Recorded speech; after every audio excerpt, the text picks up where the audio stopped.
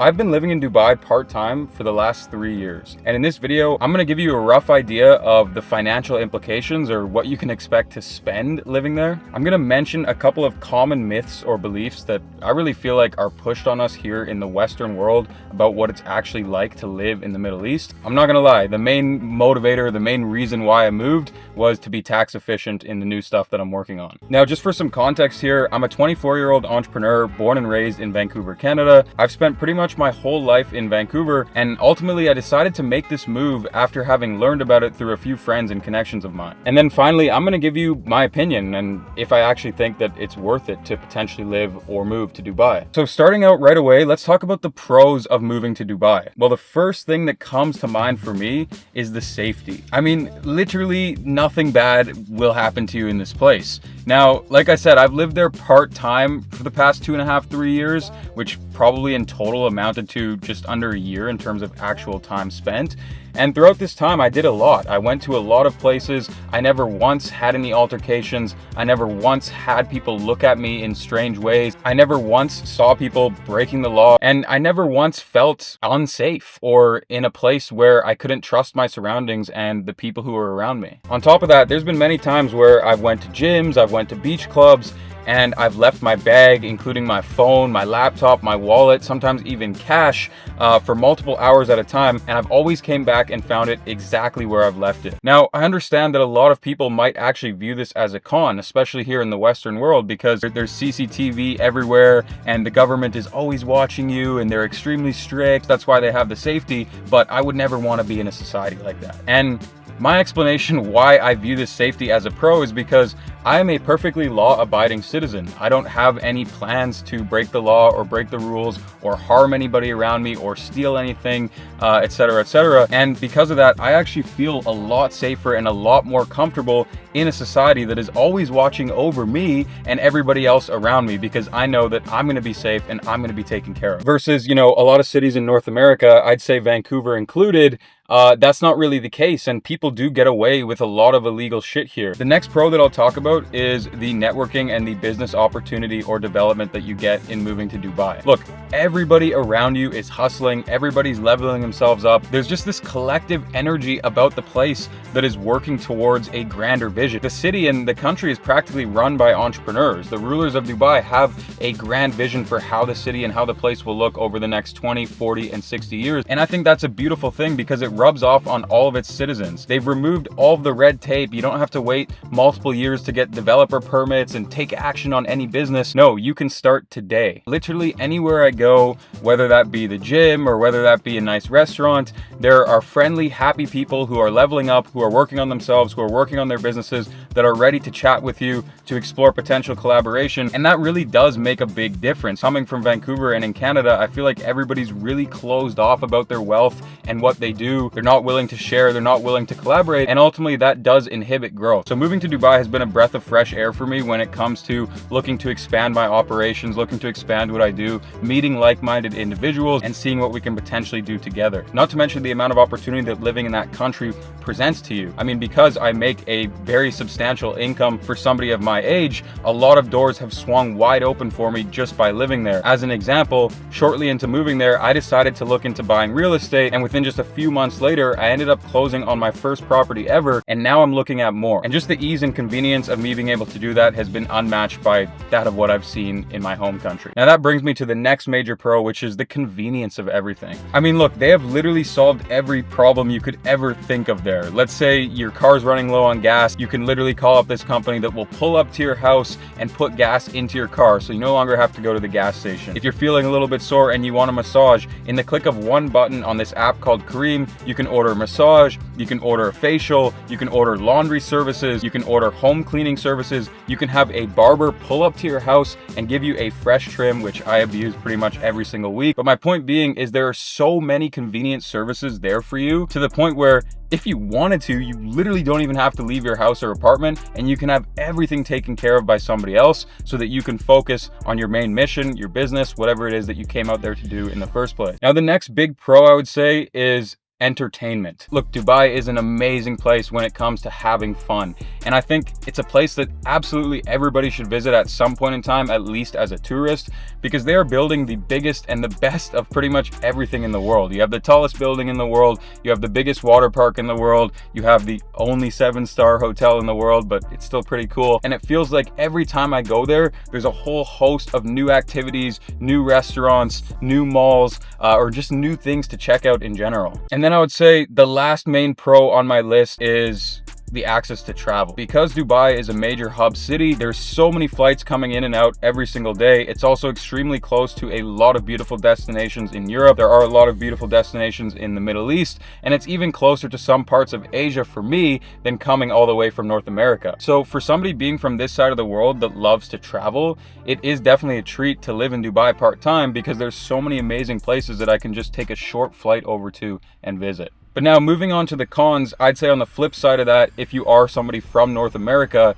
it is extremely far from North America, of course. And so what you're going to get with that is every time you want to go back and forth, if you have a dual home or dual residency like I do, then it's going to take you 16, 18, maybe even 20 hours to make that commute, which isn't always the most fun thing to do. On top of that, you have the time zone issue. So if your team is based in North America, if you're an entrepreneur, you're always communicating with friends, family, or coworkers on this side of the world, it can get tricky because Dubai's time zone is literally the quite opposite. So when we're sleeping here, they're awake and vice versa, which does make it a bit challenging. And sometimes I find myself working at super weird hours when I'm over there. But if you can work around it, it shouldn't be too much of an issue for you. Now, of course, the big con for a lot of people, and myself included, is the extreme weather situation. Look, they do a lot of cloud seeding and they make a lot of efforts to keep their citizens in a more comfortable environment, but I'm gonna be honest, that shit doesn't really work as well as I think we would all like it to, because for about 5-6 months of the year, it is quite literally unbearable. It's about 35-40 degrees every single day, sweltering hot. As soon as I step outside, it honestly kind of feels like I can't breathe. But for the other portion of the year, I will say the weather is fantastic. So, you know, during the winter times, I love the 25 degrees, the sun, taking a stroll down the marina. Nothing beats that climate during the winter, but in the summer, it's definitely not for everybody. It's a desert as well. That kind of goes hand in hand with the fact that all of the pollution kind of stays trapped in the city. So the air quality at some times can be, you know, among the worst in the world. Other times when you get, you know, a nice ocean breeze coming through, it does get a little bit clearer. But generally a con is that the air quality isn't always the best. And coming from a place like Vancouver, where I am right now, which is just some of the best air quality in the world. We've got trees, we've got oceans, we've got endless abundance of nature to give us that oxygen. It's just a different story. And that leads me into the next big con, which is the lack of nature. Now, Dubai is doing everything that they can to improve this. They're starting to plant thousands of trees, and you can see the irrigation systems running underneath them and all of that. I mean, bottom line there is, like, if you're expecting beautiful mountains and rivers and lakes, and this is not the place for you, maybe you should stay in Canada or come back to North America. And then the last con that I would say is that because of the fact that it's a hub city, a lot of people are flying in and out, a lot of people live there part-time, it makes for a very transient place. The Airbnb market, the short-term rental market is booming. There's a lot of opportunity there, but for the people who are actually living there long-term, it can be kind of isolating sometimes and hard to form a community and hard to form really good friendships, because every time you do, it feels like that person is just leaving in the next couple of weeks, and I'm guilty of that myself. So if you're really looking for that kind of neighborhood feel, where you see the same people, you know the same people, they're, you know, kind of walking the dog down the street and you go have a little chit chat with them, again, probably not the best place for that. There are a lot of beautiful suburbs there where people live, you know, full-time 365 days of the year, where you can achieve that, but just generally it's a very transient place. People are coming and going all the time, and if you're thinking of forming like lasting friendships and people that you're going to hang out with every single day, that can sometimes be a very difficult or tricky thing to do. Okay, so we've been through my main pros and cons. Let's talk about the price comparison now. So in terms of groceries, transportation, sort of the essentials, everyday items, things that you need, Dubai is, I'd say, substantially cheaper than Vancouver Vancouver. Now look, Vancouver, Canada is notoriously one of the most expensive cities in the world relative to the amount of money people make here. It's also just the most expensive city in Canada. There's a housing crisis going on. There's all sorts of issues and reasons why it's became as expensive as it is. But for me, it was very nice because my dollars go a lot farther when converted over to dirhams and on the essential everyday items out in Dubai. And then as far as housing goes, most accommodation in and outside of Dubai is generally on par or even more affordable than what you can find in Vancouver. So there is one major caveat to everything that I just said though, and it's that Dubai's ceiling for how much you can spend is so much higher. So if you are someone who values living in the best apartment possible, living in the best villa possible, there are a lot more super expensive homes. There are a lot more super expensive apartments that you can rent and that you can live in. And same goes for food and transportation and things like that as well. There generally is a lot more luxury options out there. So if you wanted to, you could spend a lot more money. And I feel like that's why it gets the rep that it does. But for the average day-to-day person who isn't looking to go out and spend millions of dollars a year on their lifestyle, you don't need to do that. And in fact, living in Dubai would actually be cheaper overall for you than living in a place like Vancouver. And that's a perfect place for me to start busting the common myths about Dubai, because the first one is that only the ultra rich can live there or afford to live there. And that's just not true at all. As I've just broken down for you guys, for most everyday things, you're actually spending less money. And for most accommodation, unless you're in particular hotspots and in very nice buildings or villas, it's actually gonna be cheaper than most parts of North America. The next sort of big myth there is that women are treated as kind of second class. Now, I haven't seen that to be true whatsoever. In fact, I've seen a lot more respect towards women in Dubai than I do in my own home city. And it's crazy because I live in a very expensive part of town here in Vancouver. I pay about $10,000 a month for my apartment, and I don't even let my girlfriend walk around the street near me. You'll find sketchy people doing sketchy things, particularly to women, especially late at night. And so in Dubai, I've never had any issues with that. I've never had any weird people staring at my girlfriend or making her feel uncomfortable. I've never had people disrespecting her or only treating me better because I'm a man. I've never even seen that. And so I really think that is one of the things that gets pushed on us in the media and in the Western world that is just complete and utter bullshit. Now, the next thing is that you have to cover up and respect their culture, or at least that's kind of the common belief, right? And I will say this one is true to some degree. Like, look, you never want to go around a religious site with your boobs out. You never want to go to big public places in bikinis and things like that. But it's not the way that it gets portrayed here. Like, it's very normal. It's nothing out of the ordinary. Look, if you're going to a mall here, you wouldn't go to the mall wearing a bikini. If you're going to a church here, you wouldn't go to the church with half of your boobs exposed. Like, it's the same idea, right? And over there, like, I've seen no shortage of women walking around in bikinis. I've seen no shortage of people wearing whatever they want and not covering themselves fully up. Only in very specific places, again, kind of religious or cultural sites, you really should cover up. And then even at the mall or places like that, it's like, look, you can wear whatever you want. Generally, I think people do respect others a little bit more, especially those who are extremely religious or who are kind of there before them. But it's not like a rule that everybody has to abide by, that they have to have their shoulders covered up or something like that. Now, the next kind of myth is that it's really not a good place for families. I wouldn't say that's true at all. I mean, obviously I don't have children just yet, so it's tough for me to speak on that, but